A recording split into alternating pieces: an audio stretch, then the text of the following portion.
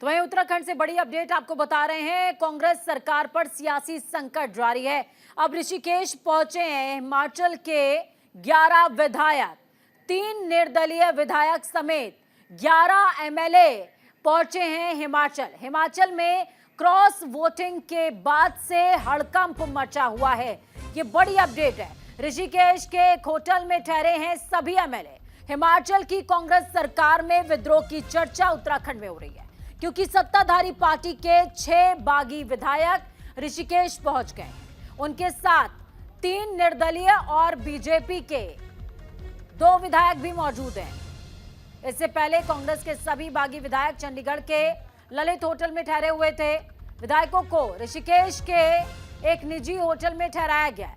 आपको बताते चले कि कांग्रेस बागी विधायकों, जिसमें इंद्रदत्त, लखनपाल, सुधीर शर्मा, राजेंद्र राणा, रवि ठाकुर, चैतन्य शर्मा और देवेंद्र भुट्टो ने हाल में हुए राज्यसभा चुनावों में बीजेपी उम्मीदवार हर्ष महाजन के पक्ष में क्रॉस वोटिंग की थी। कांग्रेस के उम्मीदवार अभिषेक मनु सिंघवी को हार का सामना करना पड़ा था।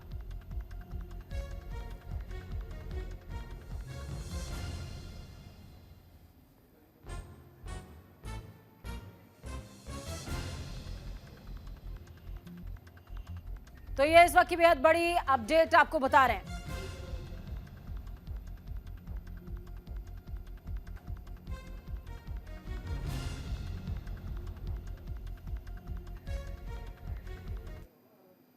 प्रधानमंत्री नरेंद्र मोदी की ओर से नेशनल क्रिएटर्स अवार्ड में प्रदेश के पीयूष पुरोहित को बेस्ट नैनो क्रिएटर अवार्ड से सम्मानित किया गया। इसको लेकर तमाम फोटो सोशल मीडिया पर वायरल हो रही हैं और हर कोई पीयूष को बधाई भी दे रहा है। इसके अलावा मुख्यमंत्री पुष्कर सिंह धामी ने पीयूष पुरोहित को बेस्ट नैनो क्रिएटर अवार्ड से सम्मानित किए जाने पर प्रसन्नता जाहिर करी। मुख्यमंत्री ने पीयूष पुरोहित को बधाई देते हुए उनके प्रयासों की सराहना की है। उन्होंने कहा कि पीयूष को मिला सम्मान राज्य का भी सम्मान है और इससे विभिन्न क्षेत्रों में नवाचार के लिए प्रदेश के युवाओं को प्रेरणा मिलेगी।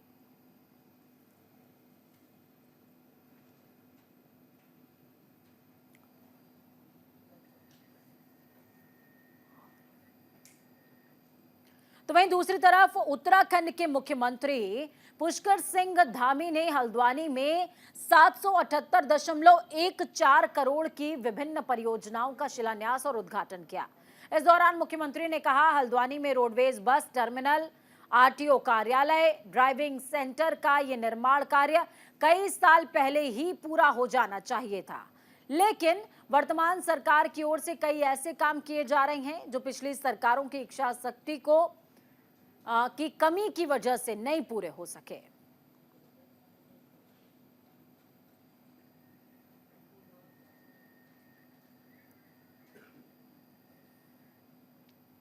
तो देहरादून से बड़ी अपडेट आपको बता दें, अयोध्या में उत्तराखंड भवन बनने वाला है। 5200 वर्ग मीटर से ज्यादा जमीन इसके लिए आवंटित की जाएगी। तो ये बड़ी अपडेट आपको बता रहे हैं। देखिए, यूपी सरकार का सीएम धामी ने आभार भी इस दौरान जताया है। देखिए, राम मंदिर बनकर के तैयार है और राम मंदिर के दर्शन हर कोई करना चाहता है, फिर चाहे वो देश के किसी भी कोने से आता हो। ऐसे में उत्तराखंड बनाने के लिए जो जमीन उत्तर प्रदेश सरकार की तरफ से मुहैया कराई गई है, उसके लिए आभार भी धामी सरकार ने व्यक्त किया है। धामी सरकार अयोध्या में उत्तराखंड भवन बनाएगी। इसके लिए यूपी सरकार ने अयोध्या में उत्तराखंड सरकार को 52,000 वर्ग मीटर से ज्यादा जमीन आवंटित कर दी है। साथ ही धामी ने अनुरोध स्वीकार करते हुए जमीन आवंटित करने पर यूपी के सीएम योगी आदित्यनाथ का आभार भी व्यक्त किया है।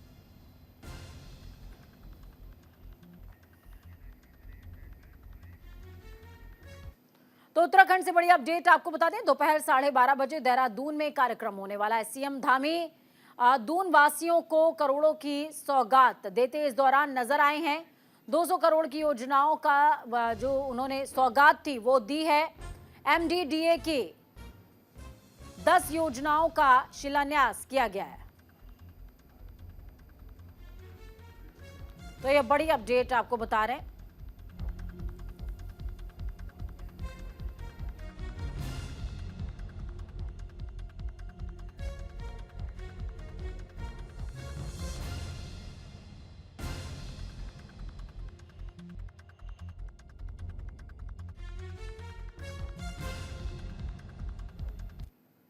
लक्सर के खानपुर क्षेत्र के लोगों को जल्द ही उप जिला चिकित्सालय मिलने वाला है। हरिद्वार सीएमओ डॉक्टर मनीष दत्त शर्मा और deputy CMO doctor Anil Verma ने खानपुर के राजपुर क्षेत्र में अस्पताल के चिन्हित भूमि का निरीक्षण किया। इस दौरान हमारे सहयोगी जसवीर सिंह ने सीएमओ डॉक्टर मनीष दत्त से खास बातचीत की। क्या कुछ उन्होंने कहा, सुनिए। खानपुर क्षेत्र में उप जिला चिकित्सालय के निर्माण का काम शुरू हो गया है। एक तरह से देखा जाए तो लंबी प्रतीक्षा के बाद स्वास्थ्य विभाग ने चिन्हीकरण का काम पूरा करने के साथ ही इस प्रोजेक्ट को आगे बढ़ा दिया है। हमारे साथ में जुड़े हुए हैं सीएमओ साहब, बात कर लेते हैं मनीष दत्त जी से। सर, जिस तरह से ये प्रोजेक्ट शुरू हुआ है, यानी कि एक तरह देखा जाए तो बड़ी आबादी को इसका लाभ मिलेगा, लेकिन अभी तक ये सुनने में आ रहा था कि साहब दलदली भूमि है, आपने चिन्हीकरण का काम पूरा कर लिया, आगे क्या क्या योजनाएं हैं, किस तरह से ये काम शुरू होगा? देखिए, लैंड वहाँ पे राजपुर में सेलेक्ट हो गई है, तो उसमें अब ये है कि हमने जो कार्यदायी संस्था नामित हुई है परसों, उसको हमने कल यहाँ आए थे, उन्होंने इंस्पेक्शन भी करा है। डीपीआर तैयार कराई जा रही है। अब उसमें देख लेंगे कि मेरी कल भी बात हुई थी वहाँ उस क्षेत्र में जो लखविंदर जी हैं, उनके थ्रू जिनके थोड़ा लैंड, थोड़ा वो भी अपनी लैंड दे रहे हैं वहीं पे। तो यही था कि बहुत ज़्यादा पानी तो नहीं आता, लेकिन थोड़ा बहुत अगर बहुत ज़्यादा बारिश हो जाए या बाढ़ का अगर प्रकोप हो तो थोड़ा बहुत आता है, तो उसे उसी तरह से प्लान किया जाएगा कि हॉस्पिटल या तो थोड़ा ऊंचाई पे बनाया जाए या इस तरह का रखा जाए कि जिससे कि डूब क्षेत्र में वो बरसात की चीज़ में भी प्रभावित ना हो और बचा रहे और जनता को पूरा उसका लाभ मिल सके। अच्छा, एक सवाल और सर, लास्ट सवाल है, आप डेडलाइन तय हो गया, कितना समय, कितना कब तक तैयार हो जाएगा? नहीं, संभवतः देखिए, जो मुझे लग रहा है 50 बेड के उसमें 1.5 साल से ज़्यादा नहीं लगना चाहिए उसमें टोटल बनने में। जो मानकों में रहता है, इस तरह से जो इतनी बड़ी बिल्डिंग है, लगभग 18 महीने का उसमें मैक्सिमम टाइम रहता है शासन की तरफ से भी। तो अभी खैर उसका MOU नहीं ऐसे साइन हुआ है। अभी जब डीपीआर तैयार कर लेगी कि कितना उसमें बजटरी प्रोविज़न होगा और कितना उसमें क्या होना है, उसके बाद ही होगा, लेकिन संभवतः कोशिश ये रहेगी कि 1.5 साल में उनके लाभ। चलिए, तो ये थे मनीष दत्त जी जो साफ तौर बता रहे हैं कि 1.5 साल में खानपुर में उप जिला चिकित्सालय का काम पूरा हो जाएगा और कम से कम 23 गाँव और लक्सर के भी जोड़ करके 100 से अधिक गांव की आबादी को उसका लाभ मिलेगा। देखने वाली बात है कि जितनी जल्दी ये उप जिला चिकित्सालय तैयार होता है और लोगों को लाभ मिल पाता है। Jasvir Singh, news India, Laksar. वक्त यहाँ पर एक छोटे से ब्रेक का है।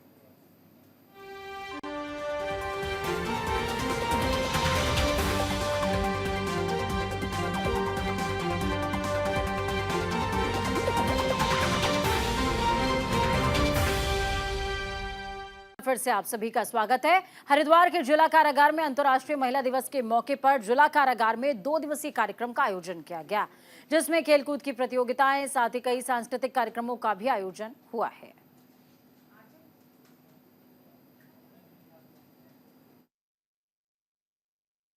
अंतर्राष्ट्रीय महिला दिवस के अवसर पर जिला कारागार हरिद्वार के महिला बैरक में जो है 3 दिनी कार्यक्रमों का आयोजन किया जा रहा है, जिसमें विभिन्न खेल प्रतियोगिताओं के साथ साथ सांस्कृतिक कार्यक्रमों का भी जो है आयोजन किया जा रहा है।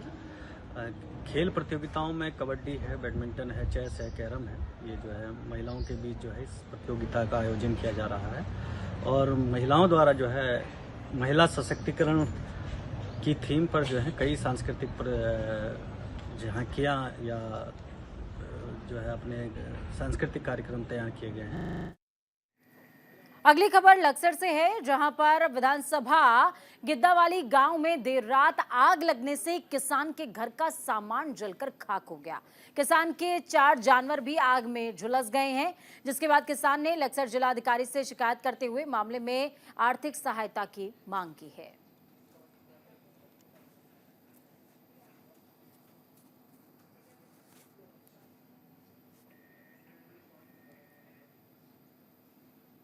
अगली खबर भी लक्सर से ही है, जहां पर एक और प्रदेश सरकार सड़कों को गड्ढा मुक्त करने के लिए करोड़ों रुपए खर्च कर रही है, तो वहीं विभागों में बैठे जिम्मेदार अधिकारी कुछ करने को तैयार नहीं है, जिसका उदाहरण लक्सर में रुड़की लक्सर मार्ग पर स्थित बसेड़ी खादर गांव के चौराहे पर एक पुलिया में देखने को मिला, जो लंबे समय से क्षतिग्रस्त पड़ी हुई है और हादसे का कारण बन रही है। तो वहीं लक्सर SDM गोपाल सिंह चौहान ने इस मामले पर कहा कि मामले का संज्ञान ले लिया है, पहले भी यहां कई एक्सीडेंट हो चुके हैं। आगे उन्होंने कहा कि NH विभाग से बात करके जल्द से जल्द इस समस्या का निस्तारण करवाया जाएगा।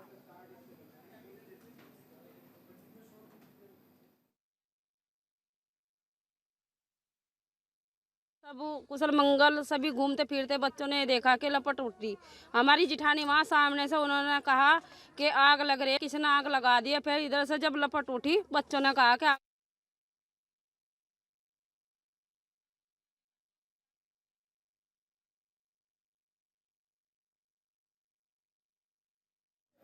लक्सर में तेज रफ्तार रोडवेज की चपेट में आने से एक युवक की घटनास्थल पर ही मौत हो गई।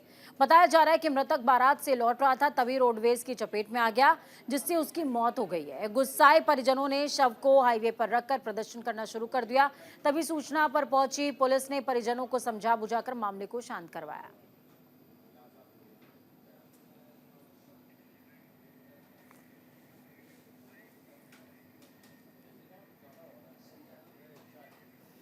अगली बड़ी खबर आपको बता दें, बड़ी खबर बद्रीनाथ केदारनाथ मंदिर समिति का ऐलान है। 10 मई से खुल जाएंगे केदारनाथ धाम के कपाट। सुबह 7 बजे विधि विधान से कपाट खोले जाएंगे। कई धार्मिक अनुष्ठानों का भी आयोजन होगा। श्रद्धालुओं के लिए खुशखबरी है, महाशिवरात्रि के मौके पर विश्व प्रसिद्ध 12वें ज्योतिर्लिंग बाबा केदारनाथ धाम के कपाट खुलने का ऐलान हो गया है। बद्रीनाथ केदारनाथ मंदिर समिति की तरफ से यह बताया गया कि बाबा केदार धाम के कपाट 10 मई को खोले जाएंगे। भगवान केदारनाथ की पंचमुखी भोग मूर्ति की 5 मई को पंच केदार गद्दी स्थल श्री ओंकारेश्वर मंदिर ऊखी मठ में पूजा होगी।